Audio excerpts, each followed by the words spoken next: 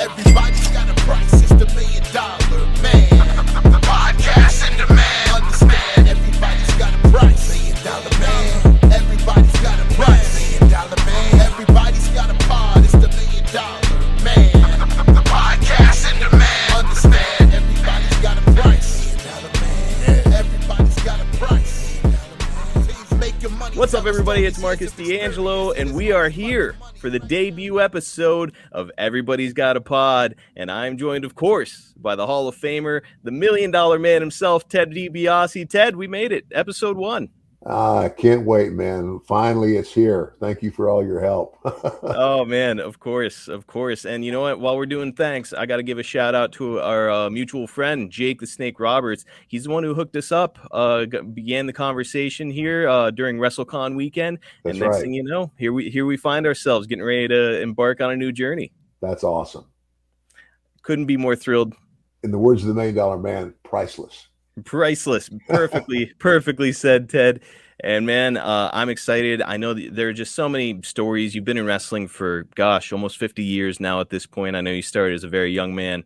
We've got an awful lot to cover. And folks, if you're watching us, that means that you've subscribed to Premier Plus on Premier Streaming Network, which is the only place to get this podcast on video and with no commercials. If you're just listening to this right now, just do yourself a favor and just go look at what they have. No commitment. Just go have a look at premierstreamingnetwork.com. That's Premier, Premier, streamingnetwork.com, your destination for Everybody's Got a Pod, exclusive videos, and your favorite sports and entertainment events from around the world.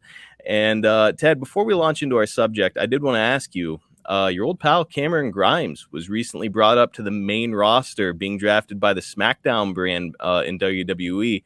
What did you think of Cameron getting moved up onto wrestling's biggest stage? Well, I guess I'm just hearing this. I think one other person mentioned it to me or said they thought that he had gotten moved up. It's kind of like, because all the stuff I did with him was like almost a year ago. It was like way back last summer. And, and actually, LA Knight got moved up before he did. And, yes. I was kind of wondering, gosh, because he was, I was very impressed with Cameron, but very happy to hear that they finally moved him up. I think that's awesome. No doubt about it. And your friend Cameron Grimes is killing it in his own right up there on the main roster, which has been just a blast to watch. I did want to ask, though, Bill Apter recently commented on it, and he feels that Grimes is going to be good, but more like a mid-level talent on the roster. What do you think? Do you think he has what it takes to be a top guy in the industry? It's hard to say. I mean, especially because he's been down in the developmental program for a very long time, and you get moved up, and it's that works on your brain as well. It's kind of like that was one thing I never had to worry about him because I started in the business, grew up in the business, and he more or less did. But it's a big jump, and a lot of things are different. Especially when you've got the pressure on you that comes from being right there with Vince McMahon as your boss every week and wanting to do it right for him. So, if he maintains his confidence and does what he seems to do naturally, he should be okay. I mean, I wouldn't jump out there and say, okay, he's just mid-level. I would say give it a little time, and I could probably give you a better answer. Perfectly said. And, for my money, I think that he's got all the tools to be a huge success up there on the main roster. Sometimes it's just about how the chips fall, right? Yeah. Oh yeah. It really is. Sometimes you just, things that happen accidentally and somebody goes, oh my gosh, that was so good. We have to use it. And I can't think of any stories right off the top of my head to emphasize that or explain it, but anything can happen in this business. And sometimes the least likely end up getting a spot, and you go, I never saw that coming. I mean, a few years back, I don't think that anybody was saying like, "Yep, Daniel Bryan is going to be, considered one of the best in professional wrestling." And then, there he was at the Yeah, pinnacle. So that's a very good example. You're absolutely right. Because like way back when he was first on, showed up, I when I was first looking at him, I said, okay, but I didn't see him. I didn't personally see him as being that top roster guy, but man, he fooled me. yeah, I mean, great worker. But this is the industry of giants and huge physiques and all that, and he's just whatever, like 5'10", and not really any kind of an over the top sort of a look to him. But I mean, his skill was just too much to be denied, right? Well, you know what it is, Marcus, is just like, and I tell young guys and gals that want to get into the wrestling industry, I said, uh, you can, I can take somebody, I can get in the ring with them. I can teach them how to take all of the bumps and protect their bodies. And I can, walk you through like a match, so to speak. But the one thing that you can't teach anybody is charisma. Hmm. You either have it or you don't. And you could technically be a very good wrestler technically, but if you don't have that special oomph, if you don't have that thing, it's like for me, so I tell everybody, I said I wrestled professionally for almost 20 years, and what am I remembered for? This outrageous laugh, but that's just it. You either have charisma or don't. You either, it's like I took my wrestling ability, and when Vince McMahon, talked to me about becoming this character, like he says, everybody hates somebody who by virtue of their wealth thinks they are better than everybody. And I said, I hate people like that myself. But that was the essence of the character. And I just, I took the character and made him come to life. But when I got in the ring and I took the suit off, I wrestled like I always did. And of course, I had been a heel, so it's always fun. I think being a heel is a lot more fun. Man, you were a blast to watch, and certainly early on, we could see the kind of potential that Vince McMahon saw in you. You arrived there in 1987, and our subject today brings us to early 1988 because we're talking about the main event from 1988. We figured, let's start this podcast off on a really, really high note and something that I know fans love to hear about. So without any further ado, I mean, a big topic, 35-year anniversary this year. Can you believe it's been that many years, Ted? It's hard to believe. It really is. I can't think of a better time to talk about it than 35 years later. So we can kind of launch into the whole thing. Initially we put it down that we were going to be discussing both the main event and WrestleMania IV, but after doing the notes and research for this, I realized that we just have to break it into two separate episodes if we want to get in depth and really kind of cover all the topics that we want to. So with that said, the story is going to continue next week on the podcast. We'll pick up right where this one leaves off by looking back at WrestleMania IV. And like I said, we're going to discuss your arrival in the WWF in great detail at some point on the show. But before we launch into the story of your uncrowned WWF title reign, I did want to ask, we hear a lot that Vince brings an exciting new talent into his territory, and he'll sometimes tell them that he can see them as the WWF champion. A lot of wrestlers apparently took this literally and took it as Vince promising them the belt. And then when it wouldn't happen, there'd be some hurt feelings. Right. When you first arrived in Connecticut, did Vince make any such statements to you? I mean, I don't think that I ever heard him say, I can see you being the champion.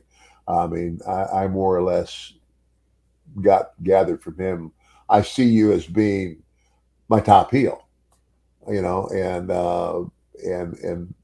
that everything that happened going forward also demonstrated that he meant it.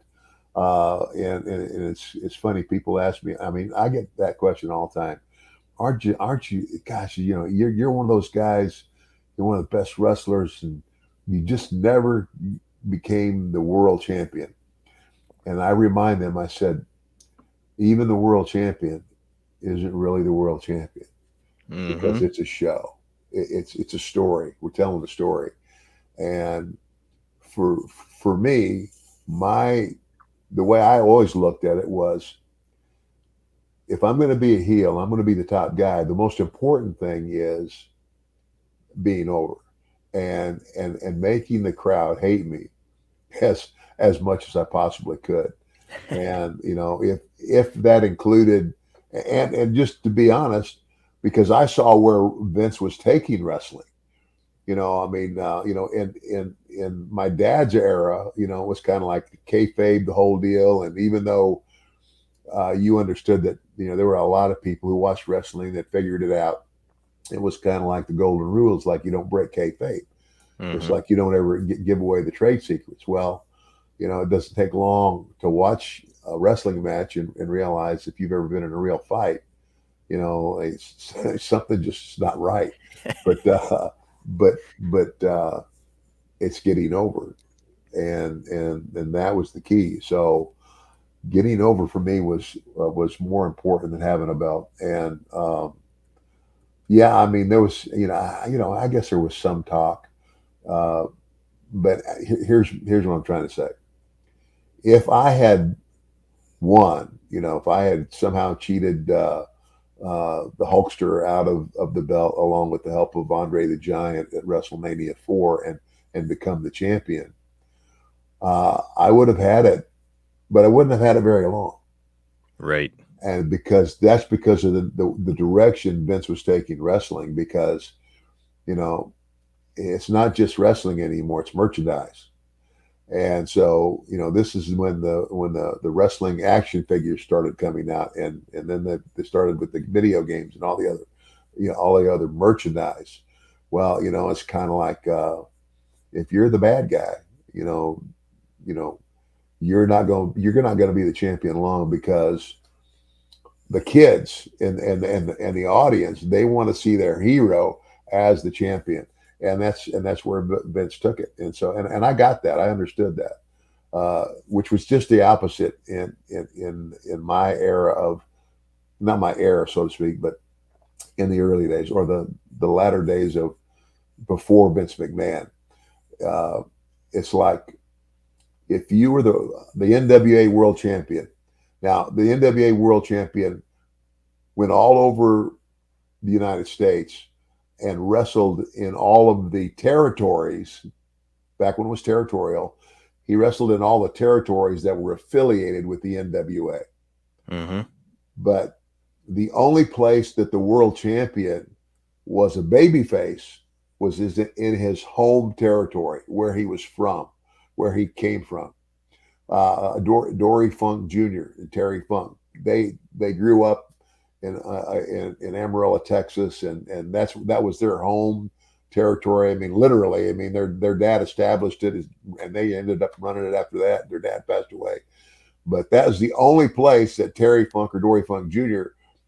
were baby faces as champion. Everywhere else they went, they were the bad guy. Why? Because in all the territories, you're pushing your top guys, and so when the world champion comes to town, you want to put your top baby face against him. And so it only makes sense that, you're not going to have a real exciting match if it's two baby faces. So one of them's got to be the heel. Right. And so that's why the champion was generally the heel. And unless, of course, he wrestled in his own territory. So anyway. And that right there, guys, if we can take a pause, that right there is a great illustration of why this podcast is going to be something special. We're talking about years and years of experience, and a man that's gone all over the United States, different territories, Japan. So awesome example of exactly what we're in store here for with Everybody's Got a Pod in future episodes. So appreciate you sharing that. And, while we're on the subject, it's Bruce Pritchard always talks about the WWF at this time as a babyface territory, meaning that there's a babyface on top traditionally. And, whereas to your point, heels like Ric Flair with the NWA, it just made more sense to have a heel there. Now, it does make me wonder, Ted, what is your preference? Do you feel like you fit better in a heel or a babyface territory, having worked in both? I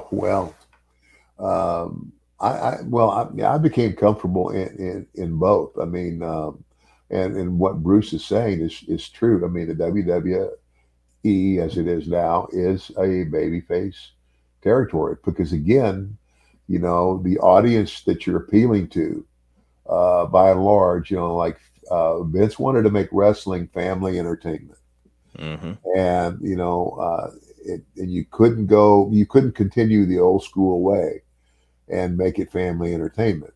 So that's, like I said, it was kind of like when he started, and they developed a cartoon, and Hulk Hogan's the hero. He's the ultimate. He's Superman, and that's, and every kid wanted when the action figures came out, they wanted a Hulk Hogan action figure and everything. And of course, what follows that is, well, the good guy's got to have a bad guy to fight with. So, when, of course, we had our action figures too, but again, the direction and of the territory wholeheartedly would be, and Bruce was right. It was a good guy territory. It was babyface territory, because that's what's going to sell the merchandise, is highlighting your good guys and ultimately putting them over. And of course, they got to have their villains to, and you actually, I think you would even last longer as a good guy in the territory if it was territorial,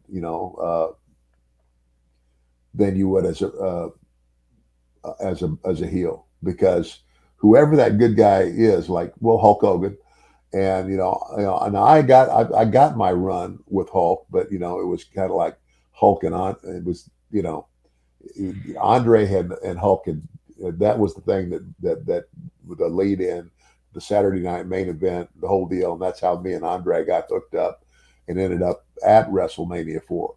But going forward from there, all those kids that watch those shows, they want to see their hero. They want to see the hero, and they want to see their heroes win. And that's why Bruce, said, yeah, the WWE is a babyface territory. But here in '88, or '87 into '88, you found yourself on the biggest stage in wrestling, and as you said, Vince McMahon is starting to merchandise everything. Yeah. And a big part of him trying to establish the WWF as a brand is this monumental primetime special that comes seemingly out of nowhere. It's the main event on NBC. And man, it's what was your first thought whenever you heard, holy smokes, we're about to do this huge primetime special on NBC? I was like blown away. I mean, they told me that that was the first time ever that professional wrestling was on live national network television, coast to coast. The first time ever that pro wrestling, was in the limelight as, it's like, this is a special show on it. I think it was NBC, and it was coast to coast, and that Saturday night main event was the lead-in to WrestleMania IV. I mean, a good part of it, I mean, that was just surreal. I mean, it's like, I go from territorial wrestling to being at the right place at just the right time when the WWF, as it was known then, was going to be on national network television for the very first time. And I'm part of the biggest angle. Incredible. And the angle that would lead into WrestleMania IV. And that was so funny because I wore the belt. I took the belt on the road for about a week or so. And then they said, of course, Jack Tunney, is supposed to be the guy. And, he says, he strips me of the belt. He says, you didn't win the belt. You're not the champion. And I said, and they couldn't give it back to Andre because technically Andre won. And forfeited it. But he'd been paid off by me not to take the belt. And they couldn't give it back to Hogan because technically he lost it. So what do? We have a tournament to crown a new champion, which was, the tournament was WrestleMania IV. That's our episode for next week, and I'm psyched to talk about it. But man, it's such a cool story. And by the way, you mentioned the twin referee angle. I've got the clip of it. So we'll be watching that here this week on the podcast. But I did want to get Meltzer's 2 cents in on this. It's the January 15th, 1988 edition of The Observer. It's almost scary what the TV ratings for this show will be. Judging from the past week's TV tapings, the TV hype will be mainly directed at the special, and they've got the type of a main event which will interest the general public more than any other. Without a doubt, this will be the most watched wrestling show in the history of the United States. Ted, we're talking about a live in prime time, and we know, of course, that Meltzer would have it correct. This show would draw a 15.2 Nielsen rating and 33 million viewers. I mean, the significance of this cannot be overstated. Am I right? No, oh no, and I don't think at the time I even realized. I mean, I knew it was big. I knew it was big, but I didn't realize it was going to be that big. And as I look back and realize, you talk about stumbling into the right place at the perfect time. I did it. I mean, all of a sudden, you're on the biggest stage in professional wrestling. You're the top heel in the industry. You haven't even been there a year, and you're the top heel in the industry. Yeah. And now it's like, man, you are set to be in a featured role on this massive stage. When you first hear about it, you said you couldn't really quite grasp the significance of it. I mean, do you feel pressure at this point? I mean, at this time, you're kind of a seasoned vet, right? Well, I was a seasoned vet in the business. I mean, I've been around. But, I had never been on a stage this big. Mm-hmm. I mean, territorial wrestling, I had wrestled some big shows, but nothing to that magnitude, had I been on. And, man, again, it was surreal. It was surreal then. And looking back, I'm just very grateful, grateful that I was the right guy at the right time at the right place. And, Remarkable. Yeah. And if you don't mind, I'd like to talk about Dick Ebersol for a minute. He's the producer for Saturday night's main event alongside Vince, and now here he is producing and allegedly helping direct a little bit for the main event. A huge name in television. Did you get a lot of interaction with Mr. Ebersol? No, I got to meet him, but that was about it. I knew who he was, and of course, big name in TV. Mm-hmm. And I did get to meet him, but that was about it. I mean, I was too busy worried about what I had to do that night. It's probably a good thing. Jake apparently had a weird run-in with Ebersol. He didn't know it was him, and this guy walks up and hands him a script, and Jake, in his words, said this script is bullshit or something like that, because he's used to, as I'm sure you were, you're doing these promos, and a lot of it is like they give you a basic outline and then just let you run with it, right? As opposed to scripting everything. Yeah, and of course I think it's more so now than even then. But I mean, and I even told Vince this. I said, you can give me a script. You can give me the verbiage you want. But what I'm going to do, Vince, is I'm going to make it me. Mm-hmm. I mean, I'm going to read what you have and understand what we're trying to say. But it's not going to be word for word, because it won't be natural for me. And he trusted me enough to allow me to do that. So, and you didn't get to where you were as a promo or as a personality in professional wrestling by reading scripts. You got it by kind of doing your own thing and going off the cuff. Yeah. Exactly. So it just makes sense. Exactly. And I mean, look, if we look back at some of the greatest promos in professional wrestling history, I don't think that Dusty Rhodes had somebody writing hard times for him. Don't think that Austin was getting a lot of writing done for him back in the day. So yeah, it's sometimes you just got to let the people do their thing. That's it. So let's talk about Bruce Pritchard again real quick. He has it the main event for WrestleMania IV was set in concrete by February of 1988. Do you remember being approached at all about the story or the tournament or any of that? No, that was all pretty well, Well, they wanted to keep it hush hush because, they didn't keep it hush hush, stuff like that big, if you don't keep your mouth shut about it, and then it ends up getting out, it gets leaked.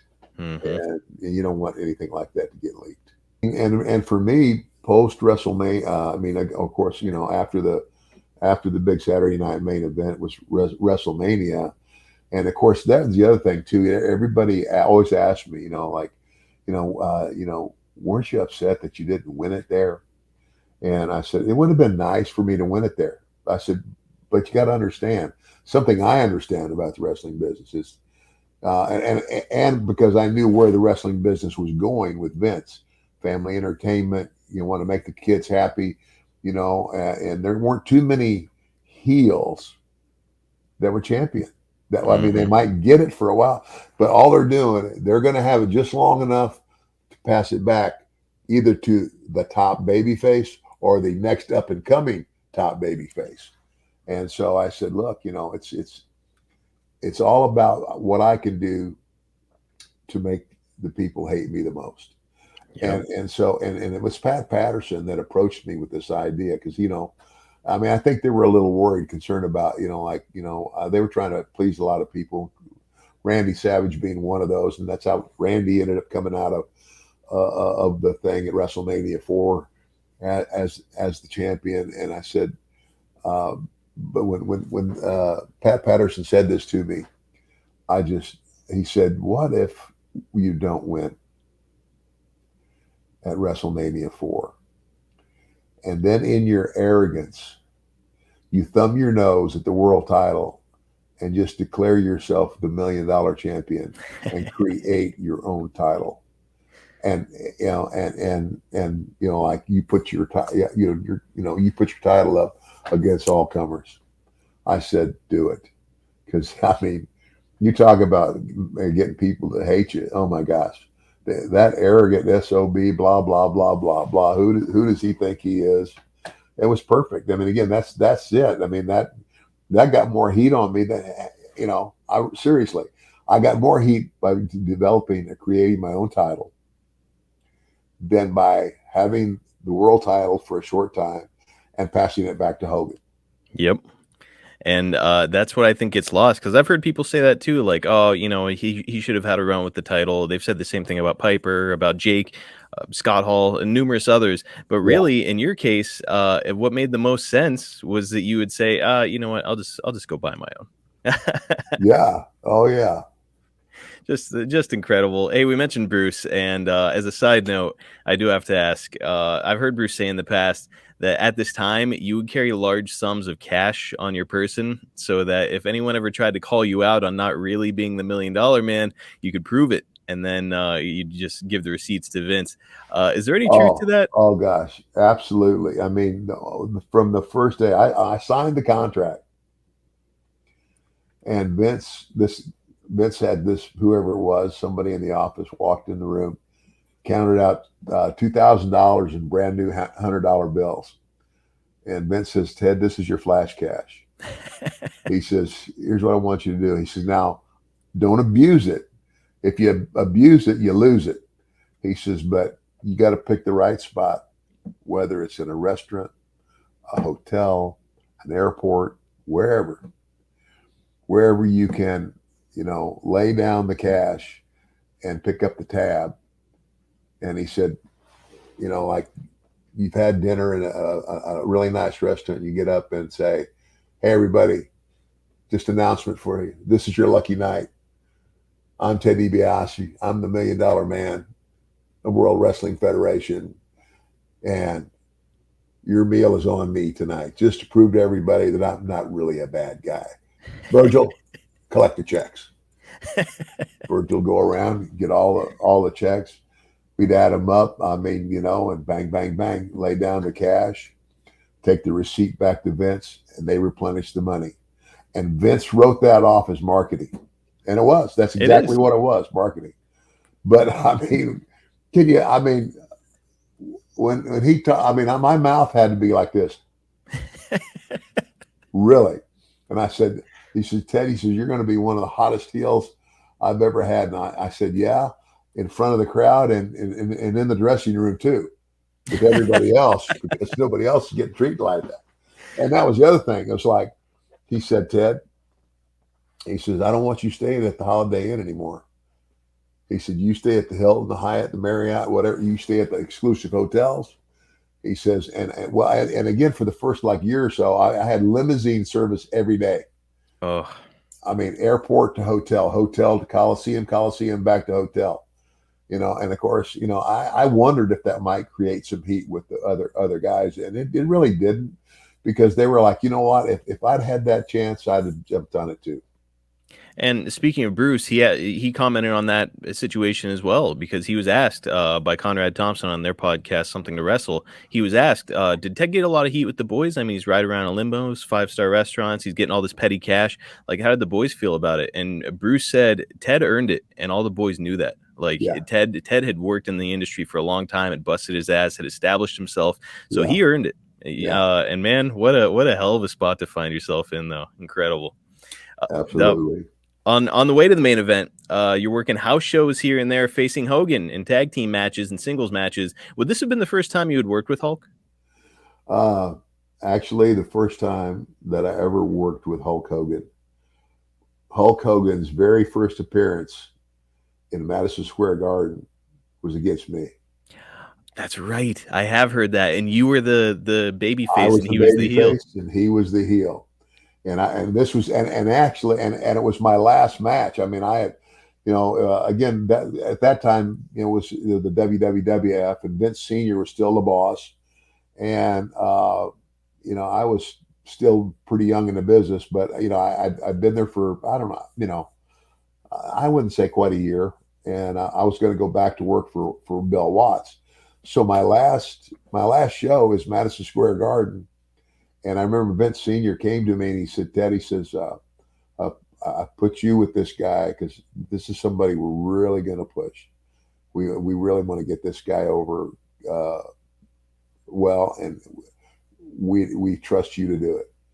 And that, which made it was endearing to me that they put that kind of trust in me. And so I said, sure, I'll do whatever I can to get him over. And that's the first time I met him. And I remember after the match, when we got backstage in the dressing room, and this was at Madison Square Garden, he thanked me, and he said, he looked at me, he says, hey, by the way, I owe you one. Oh. So fast forward to, I don't know what year that was. I'm trying to think. I want to say when you had worked with Hogan in the Garden, gosh, I want to say it was maybe like 81, somewhere in there. I don't know. We'll look it up and sort it out.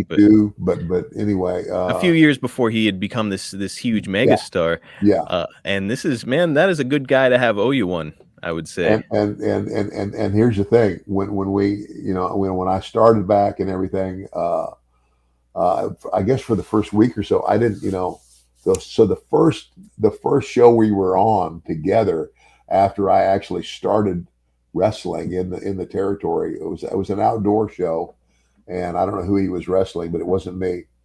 But when he came up, shook my hand, he looked at me and he winked and he says, "Payback time." Oh. And I said, hallelujah. Hey, by the way, my brother Dominic is in here helping us produce, and he pointed out it was 1979 in Madison Square Garden that you worked with Hogan. So that would have been Hogan's first run. I know that when he took the Rocky role in Rocky III, he lost his job temporarily, went to Vern, then came back. But man, that's awesome. So you're coming in the door here in '87, and you've already got a good relationship with the top guy in the company. Yeah, man. Yeah. Hard to ask for more. Now, during this time, Meltzer is counting you among the best workers in the entire business, whether in the United States, Japan, anywhere. He is always putting you over, saying that you can help anybody look better in the ring.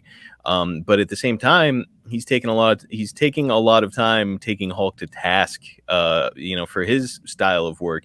What did you think about the formulaic type matches that Hogan was having? Well, here's the thing. Everybody, I've heard a lot of people say, Hulk Hogan really wasn't a great wrestler.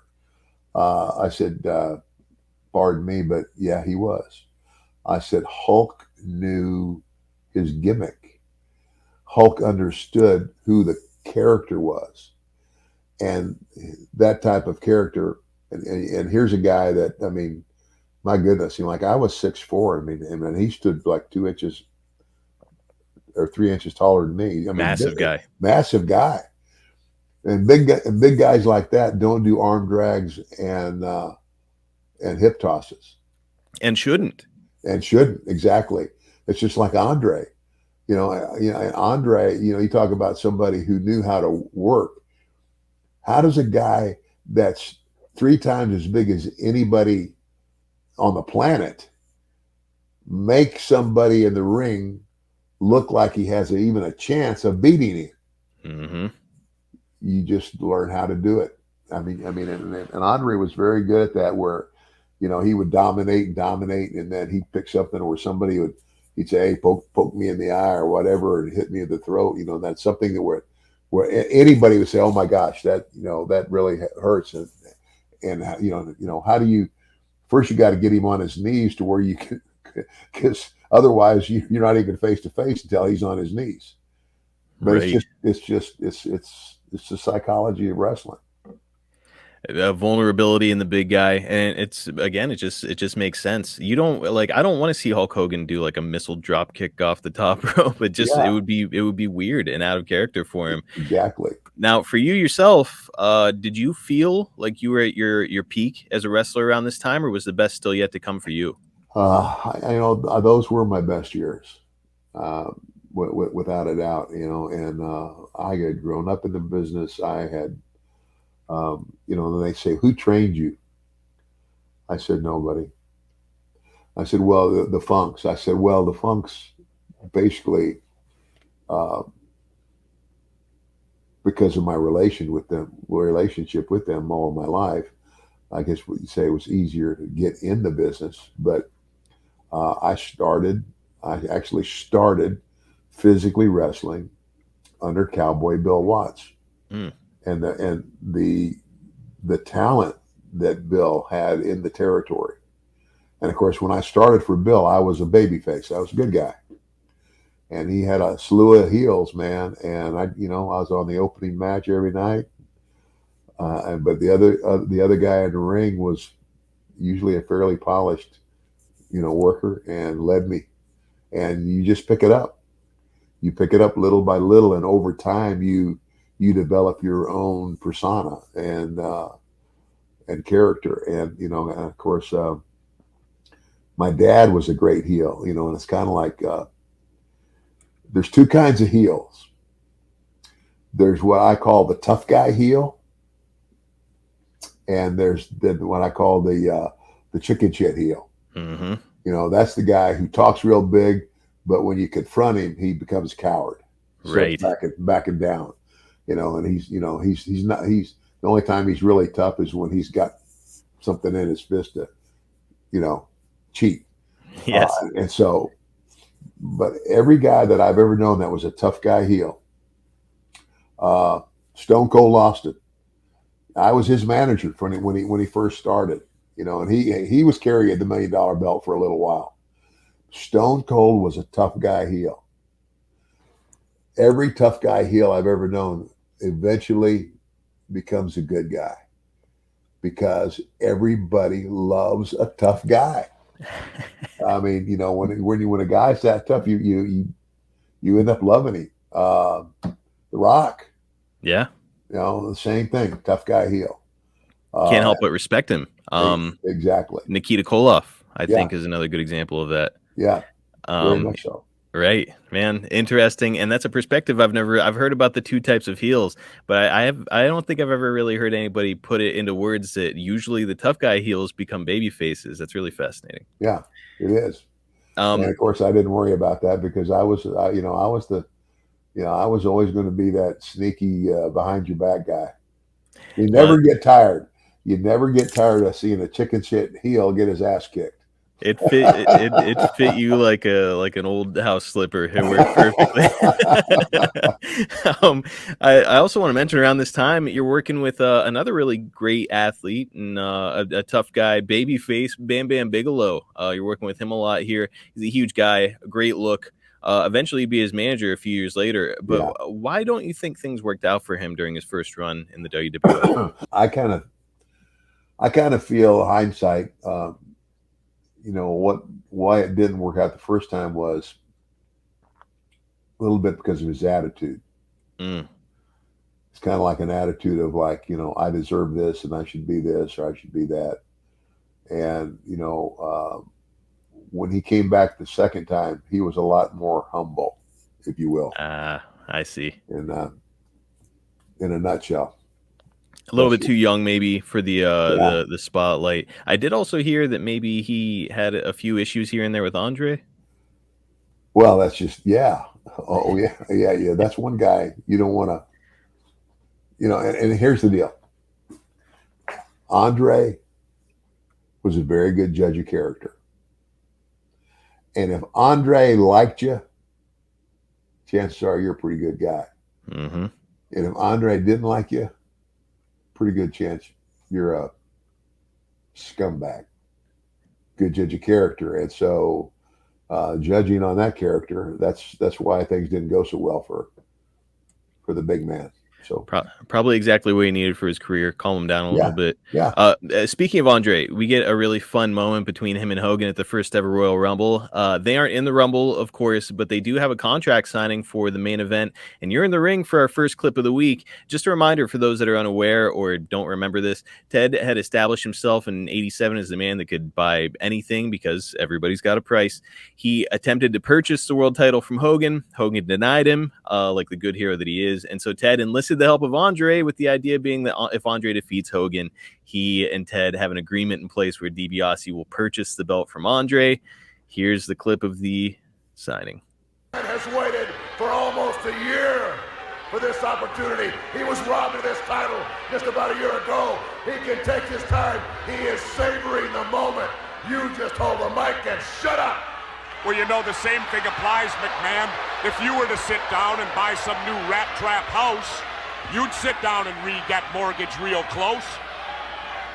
Jack Tunney already said both principals and their respective representative have indeed read the contract thoroughly. Jack Tunney said it? That's like getting a guarantee from Ollie North. There shouldn't be. There's nothing here that is going to prevent us from signing this contract here tonight, live in front of an audience all over the country. I certainly hope not. All right, make up your mind, Andre. Stop playing games with Hulk Hogan. Either sign it or get up and get out of here, and let's progress with the matches. I'll tell you what, if Andre doesn't sign it, I'll bet you they go at it right now. Because Hulk would not sit there and go through all of this humiliation.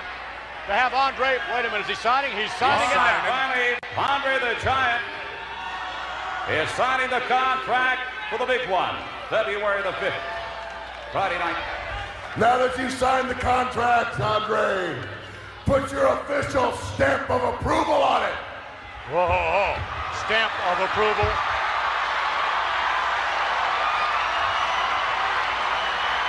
We may have February 5th. Go ahead, Andre, put the official stamp of approval on it. Oh, no! Oh, no! Now look how easily he did that. Look at him. Take a long, hard look. Think it's a look what you're going to see on February the 5th. Andre the Giant on the way back to the dressing room. Man, just tremendous stuff. Wow. Ted, when do you think is the last time you saw that footage? It's been a while. Yeah. It's been a while. Yeah. And I noticed how young I looked. I'll tell you what, the hair, the outfit, you were looking, how about this? You're looking like $1 million. I've talked to Jake about this a few times on our podcast, but you had come from, as you referenced, the Watts Mid-South territory the year prior, and you'd grown up in this kind of old school way. If I remember right, in Mid-South, you were just like the dude with a loaded glove and just kind of like a wrestler's wrestler. But now here you find yourself and you're in this like shiny suit with this over the top, almost like a comic book type character. Yeah. A great story, but how were you feeling situating yourself in this kind of cartoonish world? Well, when the WWF first took off, and again, I was still working for Bill Watts, and of course I was watching it, and it was kind of like I had an old school mentality. I mean, it's like, he's killing the wrestling business. Mm-hmm. It's kind of like, making a cartoon out of it. But in reality, with Vince, you know what, it's a stroke of genius. I mean, he took something that, I mean, pro wrestling as we knew it back before, the old school way, like you had mentioned, it started in the carnies. It was like a carnival act, Mm-hmm. and it gradually evolved.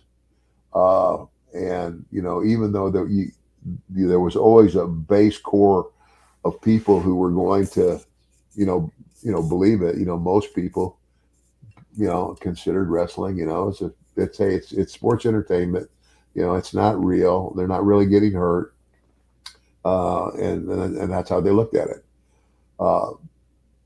But we presented it the old school way, in a much more realistic fashion, I guess is what I'm trying to say.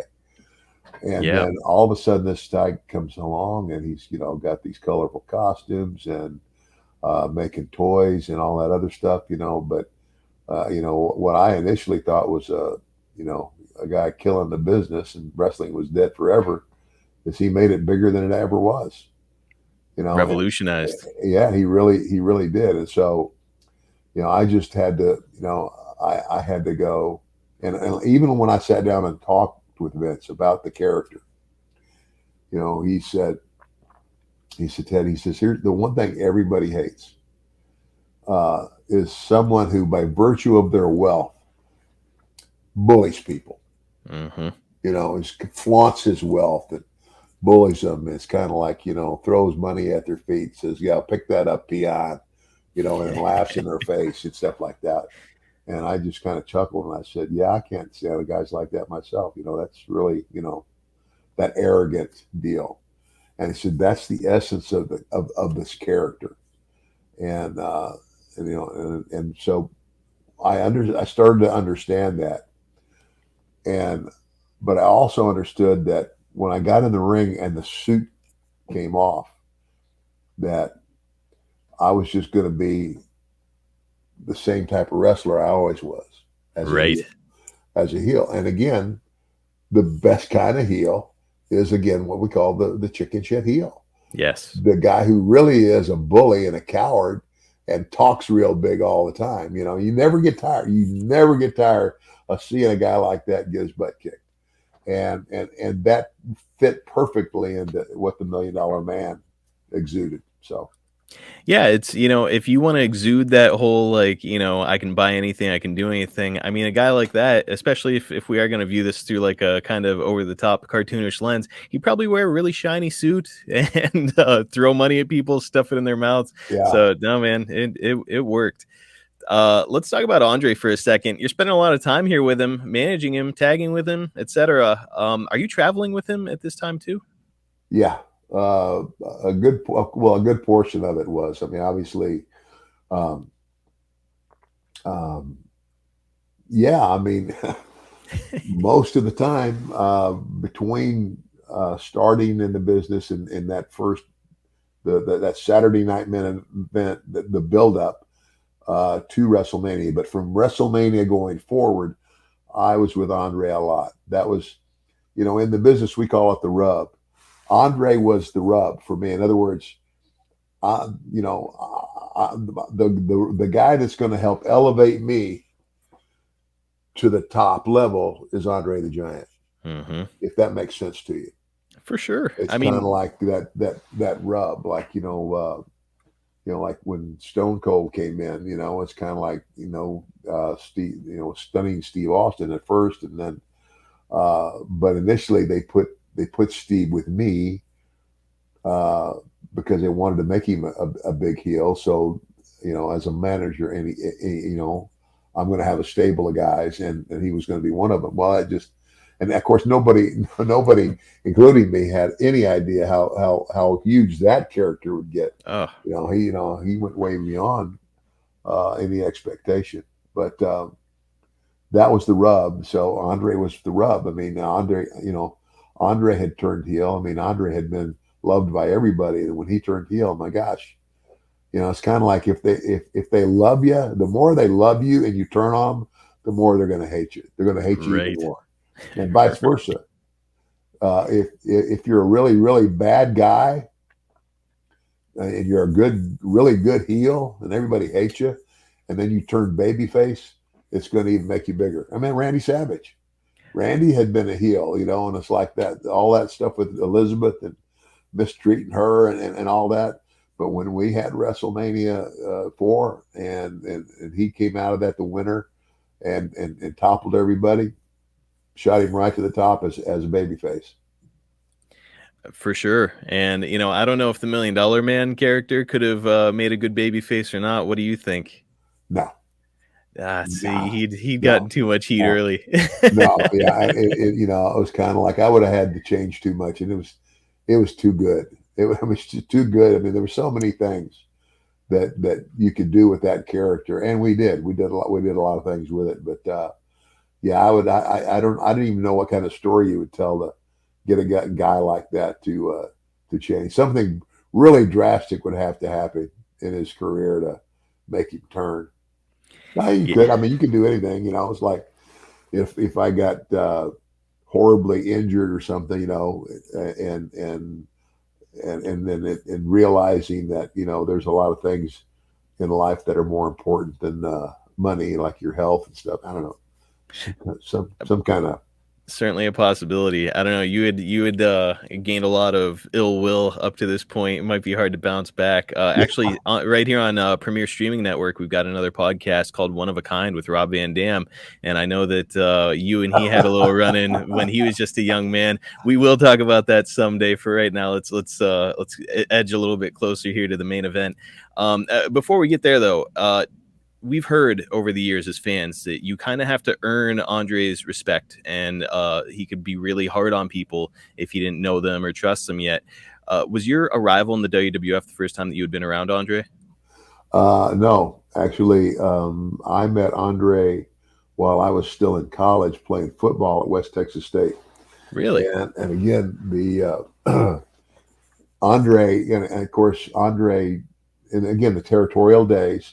He would go territory to territory, and he'd go to a territory, and he'd be the highlight on every card in that territory for that entire week, and then he'd go to another territory.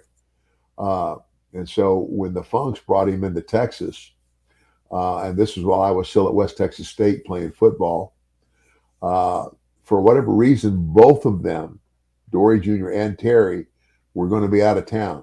They weren't going to be there, and so they said, Teddy, would you take Andre out for us when he comes and take care of me?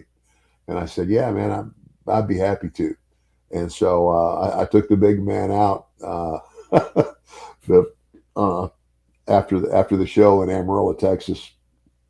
Took him to one of the college bars that all of us college kids frequented and everything. It was funny that. This is true story. So we sit down, and the girl comes up to the table to take the order. Andre looks at her and he says, "You'll have trash can?" She's kind of odd look on her face. She says, "Yeah." It's this big trash can. Yeah, empty trash can. He says, "Yeah, sure." He says, I don't know if it was 4 or 5 cases of beer in trash can on ice, bring to table. I'm like, what? I couldn't believe it. And of course, now, if you ever saw Andre wrap his hand around a beer can, which is basically the same size as a Coke can, the can disappears. You can't see you can't even see the can because his hand is that big. And it was like, it was kind of like him drinking a regular 12-ounce thing of beer was like you or I drinking a mini. Right. And I mean, he was just unbelievable. And, the other thing that a lot of things that the fans don't know, I can't remember who did the special on him, but they did a really good job. With the special they did on Andre the Giant, I think it helped the people understand how here's a guy who's so visible, you can't miss him anywhere he goes, but spent his life somewhat lonely. Yes.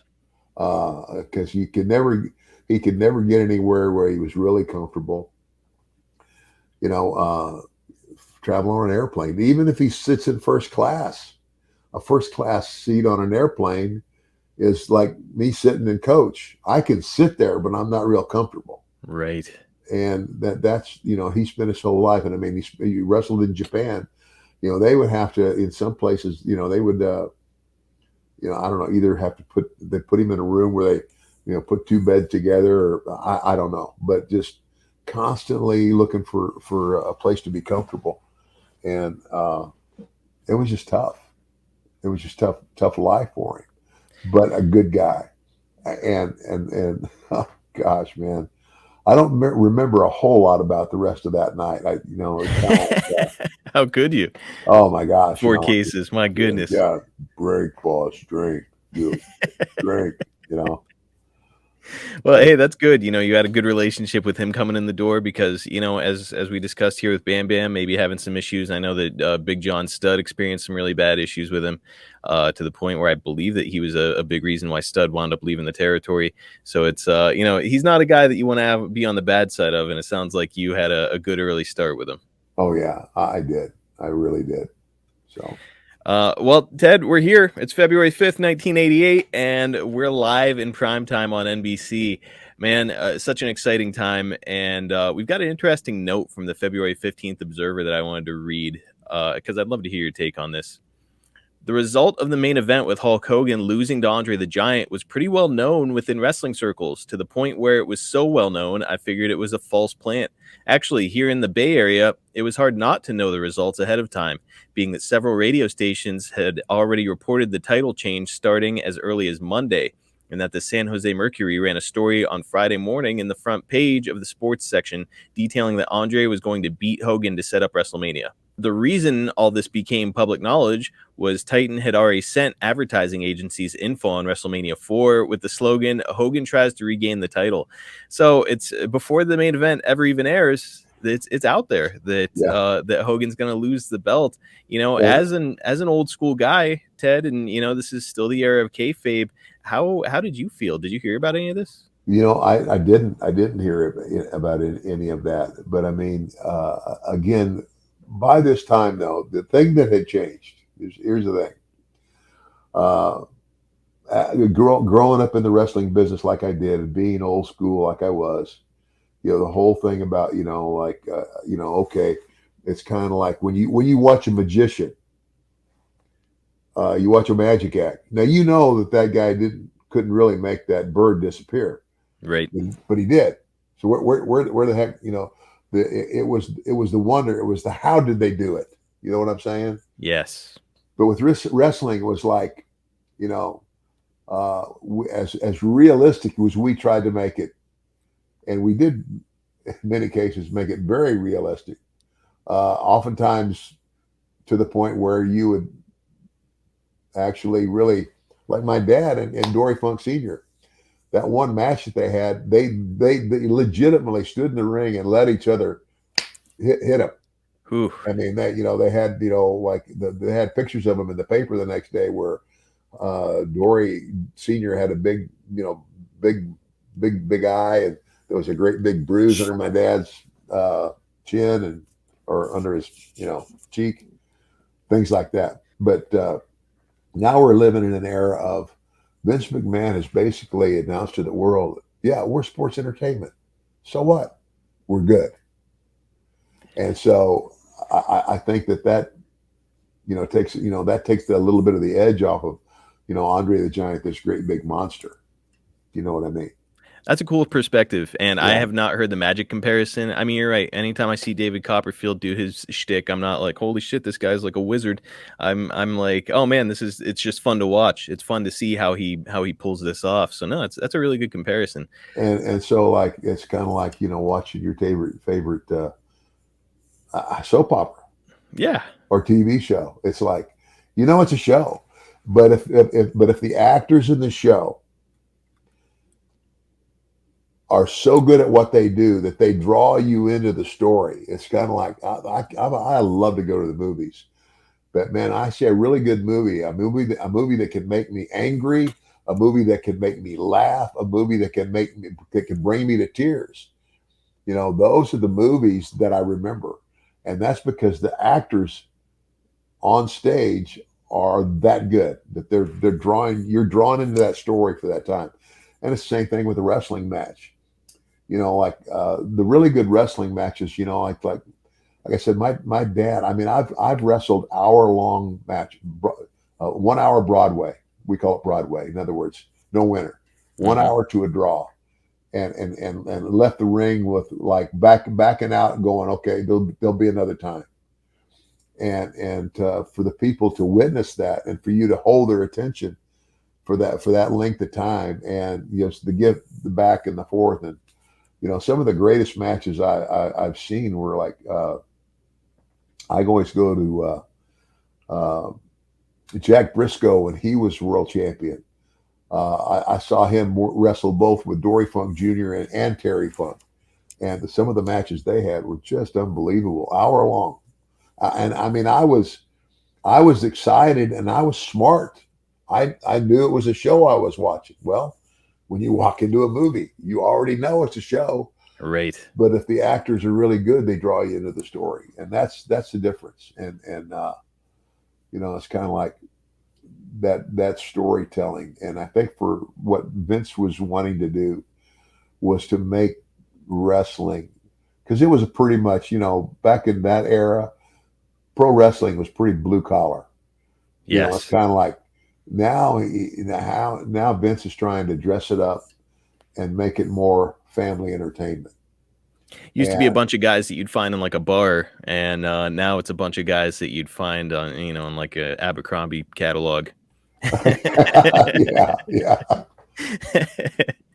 Well, before we get to Andre and Hogan, Ted, this is something I've been dying to ask you about. You and I talked about it on the phone a little bit, and I know that fans cannot wait to get your opinion on this. So the event opens up with the Honky Tonk Man defending his Intercontinental title against Randy Savage. Savage scores a count-out victory, and it's a pretty unremarkable match in general, except for the fact that Randy was originally set to win the Intercontinental title, according to everything I've heard. In a 2015 interview with Wrestling Inc., the Honky Tonk Man claimed that the original plan at this time was for Savage to become the Intercontinental Champion and for you to become the World Champion. Honky said that he and Vince had a handshake agreement that he would be treated well on TV. So when Honky is pitched the idea of dropping the belt in front of that huge audience on the main event, he shot it down. As a result, Savage is slotted into the world title picture, which leaves you robbed of your planned championship reign. Honky also claimed that due to this, to this day, you still got a little heat with him. So, Ted, I mean, you know, the Honky Tonk Man. I've never had heat with him.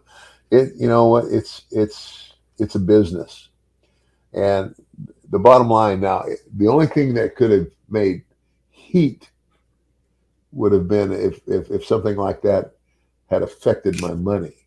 Mm-hmm. And that's the deal. That's why Pat Patterson came to me and I said, and basically was said, these were the original plans, but what if this happened? Yeah. I mean, without going into the thing that I found out later about, he said, what if it backfires on you? You don't win, and in your arrogance, create your own title. Makes perfect sense. As soon as he said it, I said, that will put more heat on me than winning the title. It will, because it's long term. It's like, you know, it's almost like this arrogant SOB is thumbing his nose at the world title and creating his own title to be, you know, to be defended whenever and wherever he wants. I mean, it's kind of like, you know, what an arrogant SOB, right? Well, that's the whole point. It's the heat. You know what? And I would say I probably had more heat by creating that new title than and like, again, I said earlier, if I had won the title, I'd have had it, but I wouldn't have had it very long, because I'm either going to, the title switch is either going to be, either going to go back to the original champion, Yes. or a lot of times they'll use the intermittent. They'll let a heel win it, so he can pass it on to the new babyface champion, A transitionary champion. Yeah. So No heat. no heat. I don't care. It's about money. That's You know, it too. as long as none of that affected my money, it's like, because I was still working on top. And that's the important thing. And I think that's what a lot of fans tend to lose sight of, is they're like, oh, Ted should have had that world title. It's like Ted got paid because he got to work in some main events and was rubbing up against some of the biggest stars in the industry. So like, if I'm Ted DiBiase, my mindset is the same as yours, man, where I'm just like, yeah, let's just make sure I get some money. I don't care. Like, it's a work. I don't care if I win or lose or whatever happens. Yeah. Now let's set the record straight though. Were you told, ever told straight up, the intention is for you to win the world title? You know what, Marcus? It was so long ago. I mean, I don't believe I was. I really don't believe I was. I assumed it. Mm. I mean, I assumed that, like, well, okay, when we go, but again, back to Pat Patterson. And that's what he said to me. I mean, I guess it's a roundabout way of telling me. But he said, everybody's assuming that because of what happened, you're the top heel and everything. It's like, it's almost like the smart wrestling fans are calling the shot, and you're gonna win this tournament, and have the run with Hogan, and it backfires on you. And honestly, end of the day, it's kind of a better story. It really It is. is. Well, and that's the deal, because guess what? I still worked with Hogan. Not only did I work with Hogan, I worked with Savage, and Andre and I had tag team matches against Hogan and Savage, and it was all about making the money. So, yeah, I mean, I guess there's a part of me that says, okay, you're a guy who could have been a world champion. Well, a world champion in a make-believe story. Now back into the NWA type deal, the NWA world champion. Now he had to be the caliber of a wrestler who could work with anybody. Mm-hmm. Because everybody, he's, like, as that champion, you're going to go to the territories and you're going to wrestle with the top babyface in that territory, and you got to make him shine. You got to make him look really good, and you got to be able to do that. Well, I get that, but this is a different beast. This is like, wrestling has become family entertainment, half-heartedly cartoon. I mean, I'm walking out there, in a suit with a valet, but when the suit comes off, we have the match, and You're all business. Again, it's all business. Yep. That's it. It's, at the end of the day, it's not about whether I would rather not have the belt and have more money. That's it too. I would be the highest paid job guy in wrestling if I got that option. Yeah, no problem. Hey, so I did want to ask, and you mentioned it, it's wins and losses, it's a belt that's kind of given to you, etc. I'm curious about your perspective on the Honky Tonk Man kind of refusing to drop the Intercontinental title. I've spoken to Jake about it, and he says that he feels it's kind of the mark of an insecure performer. Like, look, it's a belt, it's a loss in storyline. It doesn't really matter. What do you think about that? Honky was saying that he felt it would hurt him in front of this big TV audience and maybe destroy his credibility for other promotions. What do you think? I just think that's, he's telling you straight up what he was afraid of. Mm-hmm. And I guess that would be that's a lack of confidence in his own ability. It's kind of like, at the end of the day, it's a work. It's, I mean, whether you have that belt or whether or that title or whether you don't have that title, it's how you perform in the ring and how many butts you can put in the seats. So couldn't agree more. When it starts affecting that, that's when you got to worry. Couldn't agree more. And Ted, without any further ado, we're on to the reason why we're here. It's Hogan and Andre on Primetime, and it's a storyline that's considered one of the best in wrestling history. It's available on WWE Network, but I think if our listeners just Googled it, they could probably find the footage pretty easily. This is going to be our second and final clip this week.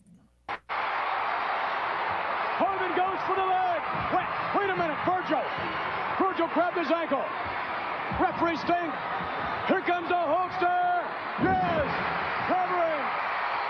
1, 2, 3, No! 4. Virgil's got the referee tied up. Dave Hebner is over there warning Virgil. Give me a break. Come on, referee. Turn around. Hulkster had Andre the Giant pinned. 1, 2, 3. He had him from behind. Andre now. But maybe Lady Luck riding on his shoulders here tonight. One headbutt. A second headbutt. Andre spins a Hulkster around. Suplex right on top of him. He's on him. 1. We get a 2. That's it. He got him. He got him. He got him. No, he didn't. The referee counted 3. We've got a new world champion. No, we don't either. I told it, McMahon. I told you. I told the world that the Giant would win it. No, sir. That can't be.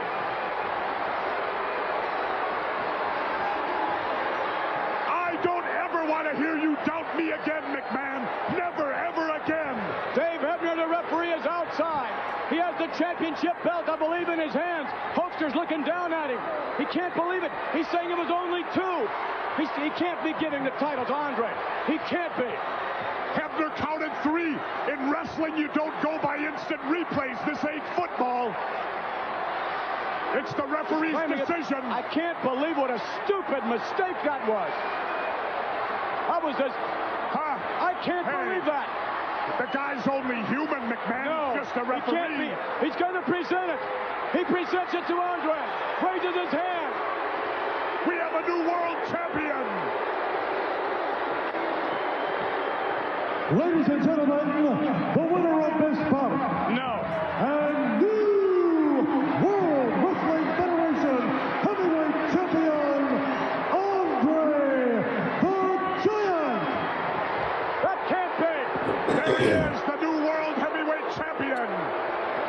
The myth of Hulk Hogan's over. Apparently you are the new World Wrestling Heavyweight Champion. This is no surprise. I told you I was going to win the World Tag Team Championship. And now, I surrender the World Tag Team Championship to DiBiase. Wait a minute. Hold on, Andre. What are you saying? You surrender the title to Yes, sir. And this is the new That's ridiculous. That's ridiculous. Oh, I can't believe it, ladies and gentlemen. Hulkster is coming over. He's coming after him. That referee made the stupidest decision. I can't believe it. $1 Million Man with a championship. That's not legal, I don't think. I don't know. We'll have to wait with Jack Tunney on that one. I'm not sure if Andre could just give the championship away. But one thing's for certain, referee Dave Hebner made his decision. He's standing by it, and we have a new World Wrestling Federation heavyweight champion. What's going on in the ring? What is going on in the ring? Wait a minute. Is that Dave Hebner? Or is that Dave Hebner? How could there be 2 Dave Hebners? Look at these guys. Wait a minute. They look just alike. They look just alike. The guy on the right's Hebner, isn't it? The guy on the left is Hebner. Wait, though. The guy on the right is. Wait a minute. The Hulkster's coming over to figure out which the official referee assigned was a man by the name of Dave Hebner. I can't believe we're looking at 2 Dave Hebners. What's going on here? There's 2 Dave Hebners. What's going on? The Hulkster's trying to find out who the real Dave Hebner is.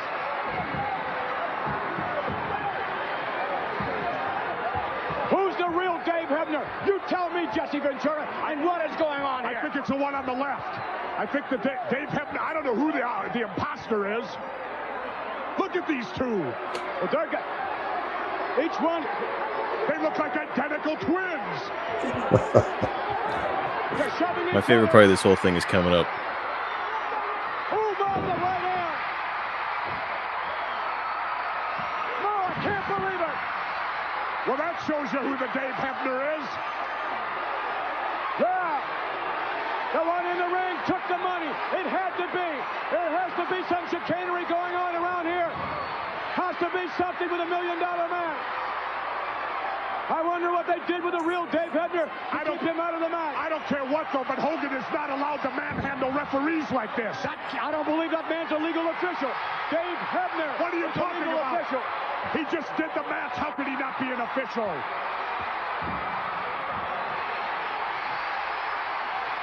Hulk Hogan. And I don't know whether oh, wait a minute. Coming back. Oh, look at this. Whoever that man is, he's high above the air. The Hulkster knows. Look out.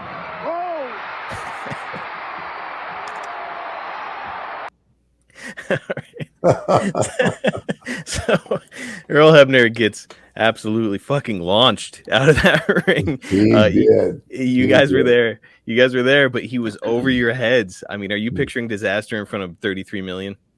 Oh, well, you know, I knew when they called that spot, I said, wow. It was it worked out. I was just, you know, I was a little bit worried about him launching him like that, but he did it. And it worked out.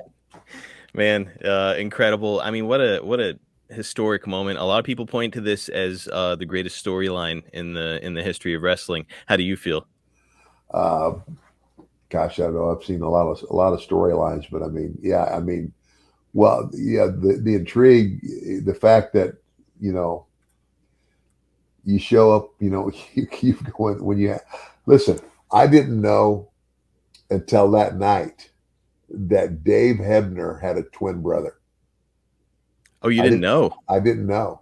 No, I didn't know till I didn't know. None of us knew till that night just exactly how it was going to end.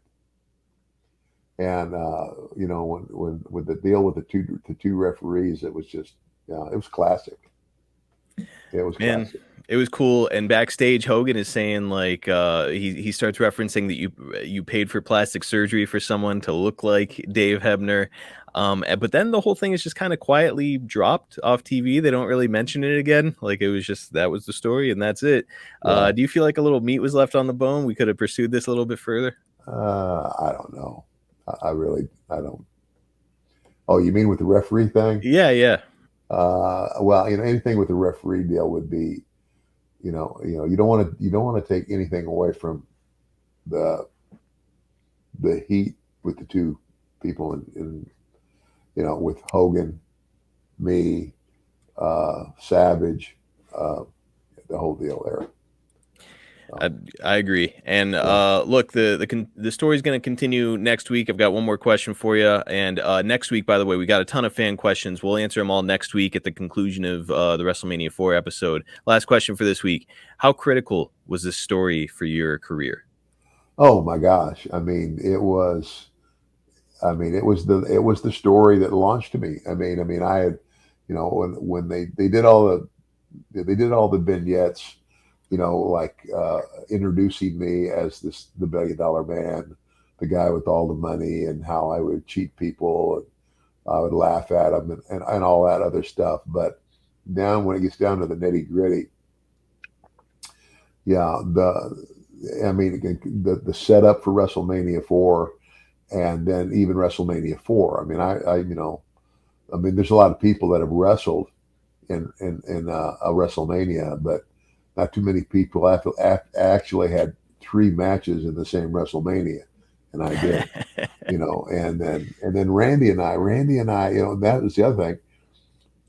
WrestleMania IV is the first time Randy and I had ever touched. We had never wrestled each other before that night, and it was great.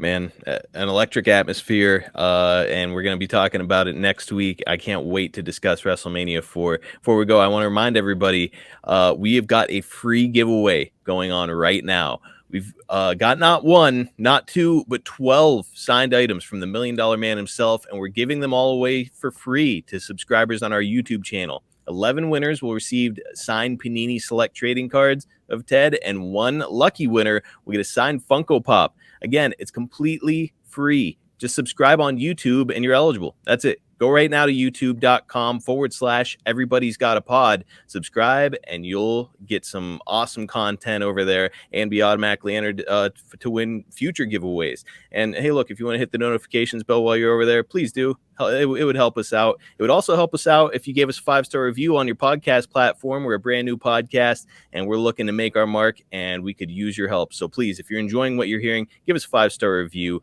It would certainly mean a lot to us. We'll be back next week again talking about WrestleMania 4. But in the meantime, we'd love to have you follow us on social media at Ted DiBiase Pod on all social media platforms. You can follow Ted at MDM Ted DiBiase on his social media. Follow me at Marcus P. D'Angelo on Twitter, and follow Premier Streaming Network at Watch on Premier on Twitter and at Premier Streaming Network on Instagram and Facebook. Again, if you'd like to get this podcast on video with no commercials and get access to a ton of sports, entertainment, and other shows, get over to premierstreamingnetwork.com, sign up for Premier Plus, and I can guarantee you won't regret it. Ted, episode 1 is in the books. What do you think of your first podcasting experience? Hey, like I always say, everybody's got a price for the $1 Million Man. And this was priceless. It was priceless. And guys, we will catch you next time right here. That is, I'll tell you what, that music, that could be the perfect outro music for the podcast. We'll catch you guys next time right here on Everybody's Got a Pod.